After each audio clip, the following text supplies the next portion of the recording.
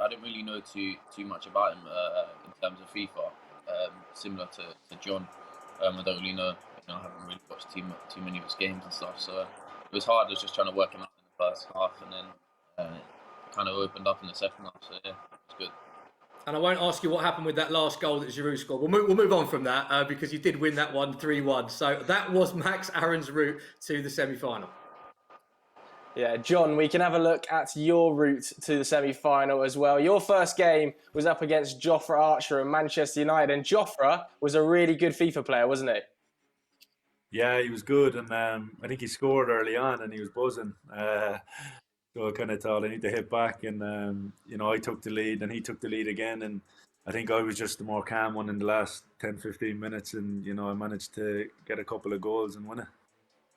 Yeah, and it was David McGoldrick, of course, who got a couple of goals for you, including one absolute screamer to win you the game in the 90th minute. He's really good on this FIFA mode, isn't he?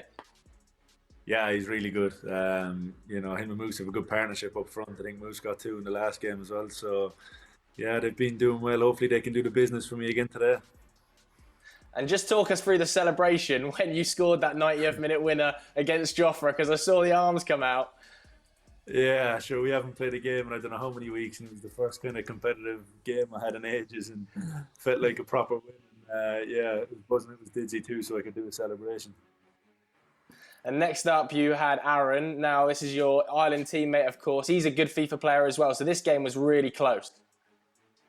Yeah, it was a tough game. I was more, I was grand for that game, really. The first game, didn't know what to expect, but for that game, I thought I deserved it, especially second half. I think I played well. But he's a good player, he went 2-1 up, and then I think he got a bit nervous, and I managed to come back again and win. Yeah, and of course, right at the end, we saw Aaron throwing his controller after he was sort of passing it around the back, and then went up the other end and scored. Are you going to be doing that again today? A few cheeky game management rules? We'll see. I need to try and turn up and give a good performance first, and then we'll worry about that. Right, good luck, John. I'll pass it back over to you, Smithy. Cheers, bud.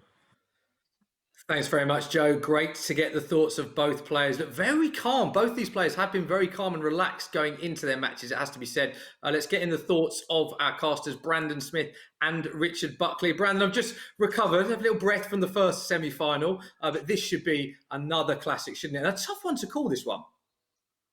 Yeah, I think it really is, Smithy. I think if it can live anything up to like the last semi-final did, we'll really be in for a treat here, and everyone watching at home.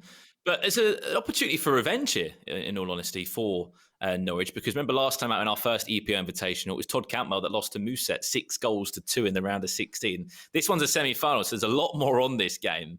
And I generally think this is an opportunity for Norwich to maybe get their revenge.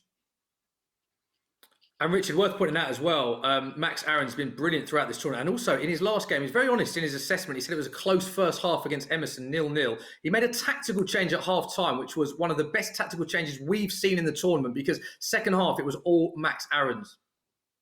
Yeah, I was very impressed by the tactical change. Basically, his fullbacks were bombing on too much. At half-time, he said, stay back all attacking on those fullbacks. Second half, Emerson had nothing going forward. Very impressed by Max Aaron's tactical awareness of that game, Smithy. Right, I'm pleased to say we are almost ready to go. It is Norwich against Sheffield United. Max Aaron's against John Egan for our second semi-final. Let's hand you back to our casters, Brandon Smith and Richard Buckley. إذن لقاء نصف النهائي الثاني في هذه اللحظات مشاهدينا الكرام بين شيفيلد ونورويتش. شيفيلد يونايتد ونورويتش سيتي بعدما تألق وفاز ليستر سيتي على أستون فيلا. إذن فرصة هدف أول تضيع، فرصة هدف أول في المباراة.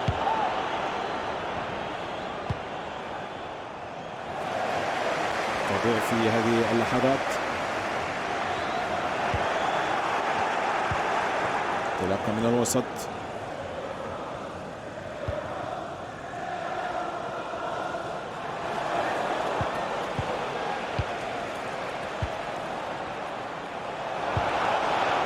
محاولة مرة أخرى لنورويتش.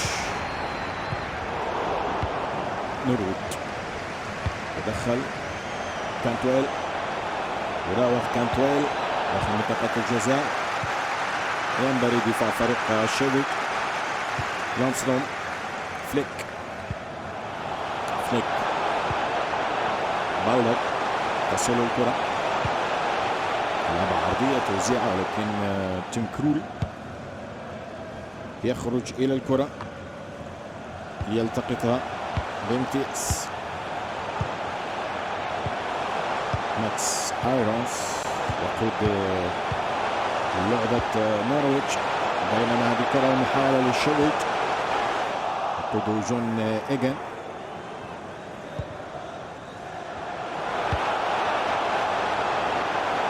أوكونيل خذوها، فرصة لفليك، يراوغ ببراعة ويسدد الحارس. تيم كرول بارع يتمكن من هذه الكرة ويسيطر عليها. أيضا محاولة مراوغة جميلة،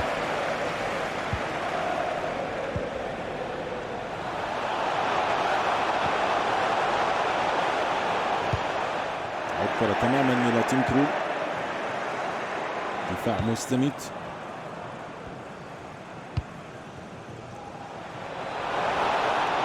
فرصة لفريق الكناري نورويتش للمرور داخل منطقة الجزاء، تسديدة والحارس لا تدخل بامتياز. بعد كرة هدف في المباراة.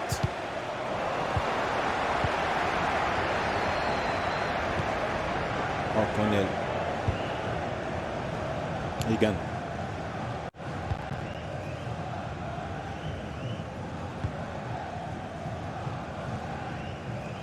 ستيفنز، نورود، كرة على الجهة اليسرى، فرصة لفريق شيفيلد يونايتد، عرضية لكن دفاع نورويتش يتجمع أكثر ضغط. تنويه ممتاز هنا، تحضير بكرة 1-2 وهدف جميل وهدف يدرس، هدف رائع لفريق شيفيلد يونايتد، هدف رائع، هدف يدرس، هدف من أجمل ما شاهدنا في هذه اللعبة. نورويتش يتمكن من التسجيل.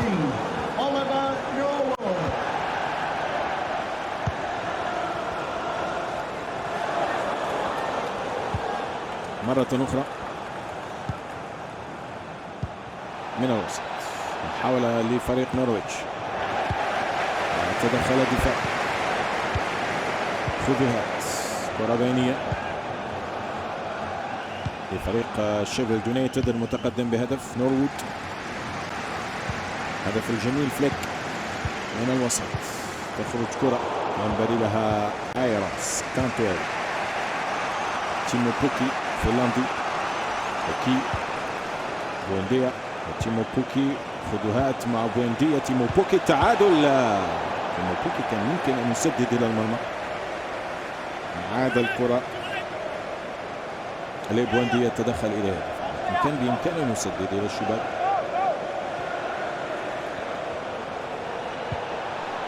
مرة أخرى دفاع شيفيلد حاضر،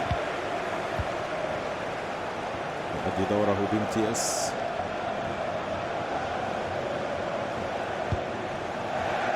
تخرج كرة أيضا إلى ركنية الآن.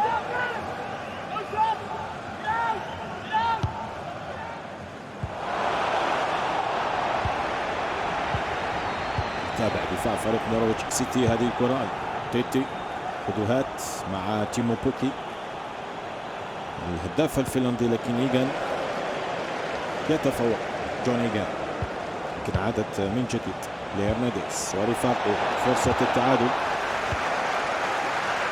دفاع شيفيلد حاضر، فليك، ستيفنز، لونسرام، تبنى الهجمة بامتياز، ينبري الدفاع لكن فرصة ممكنة، تمويه رائع وكرة بينية خدوهات، كان يمكن أن يكون هدف ثاني لشيفيلد. مرت كرة لتيمو بوكي. نورويتش يحاول آخر الأنفاس في هذا الشوط الأول. بوينديا يستلم مع تيمو بوكي والتعادل من الفنلندي. تيمو بوكي بروعة، الفنلندي يسجل هدف التعادل بشكل جميل. هدف لهدف.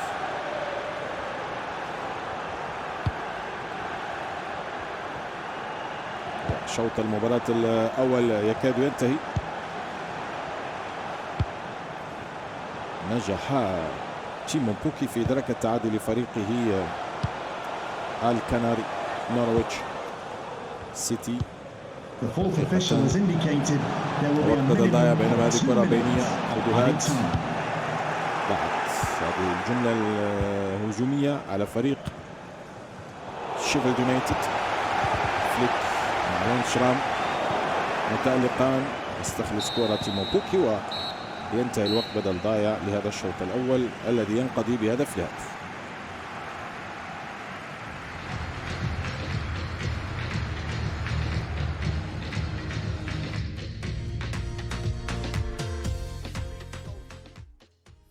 Time whistle. Yeah, John was applying a bit of pressure, and it's good to kind of relieve it with the goal. As long as I can just take my chances, then I'm good. John, you started very well, scored the first goal, had 59% possession. How do you assess your first half? Yeah, good first half. Missed a couple of chances, could have squared one with Flecky, but no, it's going well. Happy with the performance, and hopefully now we can finish strong. John, any tactical changes? Does that goal before half-time affect your second half at all? No, I'm not big into tactics. I don't really know much. I just leave it as it is. And, you know, I trust the lads to produce on the pitch for me. Love that. Okay, we are ready to go for the second half. They can't be separated. It is Norwich 1, Sheffield United 1. Who will join James Maddison in the final? We're about to find out. Let's pass back to our casters, Brandon Smith and Richard Buckley. إذن بداية الشوط الثاني على وقع هدف لهدف بين نورويتش سيتي ومضيفه شيفيلد يونايتد. قدم شيفيلد أولا ثم عادل تيمو بوكي نتيجة. هندرسون يخرج للكرة.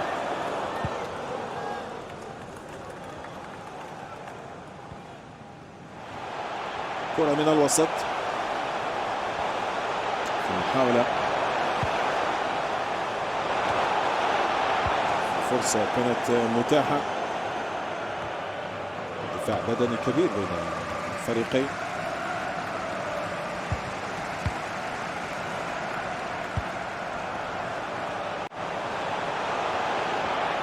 شيفيلد يحاول عن طريق لونشرام. عودة لبشام بالدوك يراوغ. بوينديا يعود ويستعيد كرة إلى تيتي. علاقة النرويجي الأسمراني تيتي إلى هرنانديز. لمن عادت هذه الكرة؟ هرنانديز ضاعت.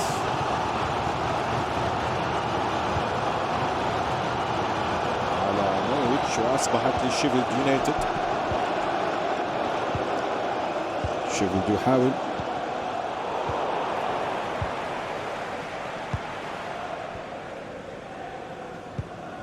كرة من الوسط، فرصة خطيرة لهدف ثاني والحارس يطالع. غريبة كيف ضاع الهدف الثاني على ماكينة ماكس ايرونز. كان يمكن أن يسجل الهدف الثاني. وبغرابة ضاع.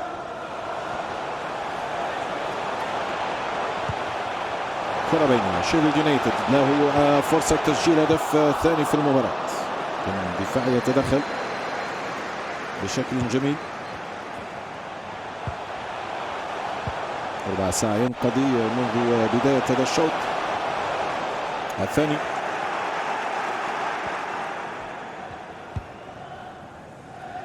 يخرج الدفاع.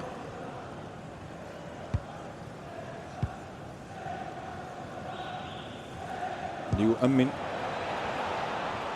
ويبعد الخطر. فرصة لفريق نورويتش. هندرسون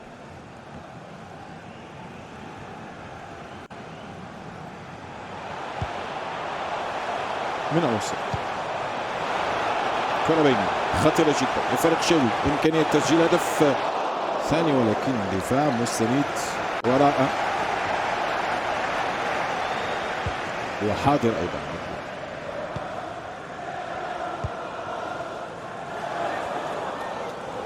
لويس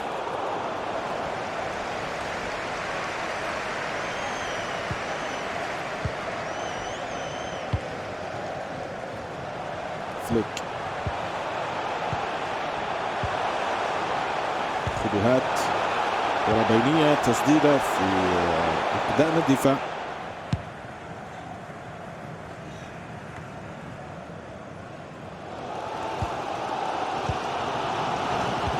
حاول مرة أخرى لشيفيلد يونايتد، لا شيء يمر مع دفاع مستميت من جانب فريق الكناري. تيمو بوكي مع بونديا يراوغ ويدخل منطقة الجزاء. بالكعب يتدخل الدفاع، بينما هجمة لشيفيلد يونايتد.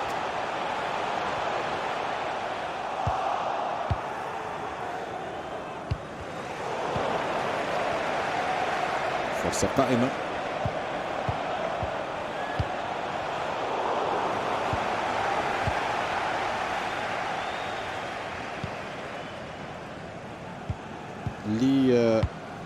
لنورويتش سيتي. آخر تقريبا 10 دقائق في هذا الشوط الثاني. تيمو بوكي يحضر، ممتاز ممتاز هذا العمل الهجومي الرائع، وفرصة التسديد والحارس مع الدفاع.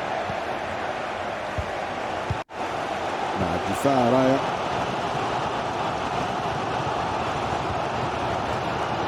بينما هجمة لموسي، موسي داخل منطقة الجزاء يعكس كرة.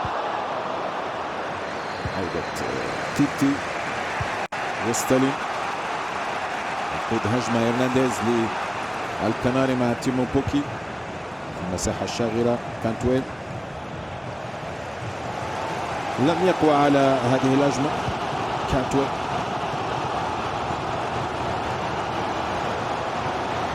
خمس دقائق الأخيرة في المباراة.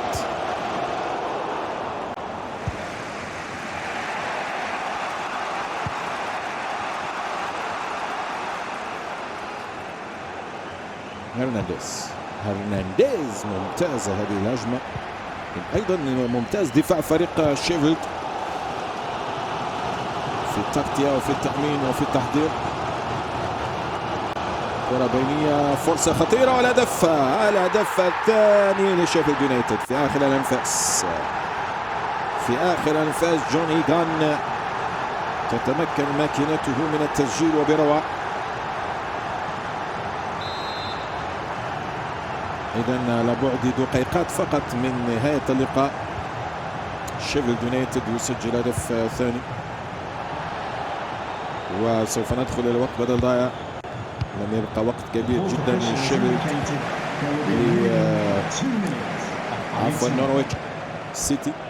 إذا نلعب الوقت بدل ضائع. يبدو بأن فريق شيفيلد يونايتد سوف يكون طرف في النهائي. شيفيلد يونايتد أمام ليستر سيتي. انتهى الوقت بدل ضائع، انتهى الوقت وانتهت المباراة، وتأهل شيفيلد يونايتد إلى المباراة النهائية لملاقاة ليستر سيتي.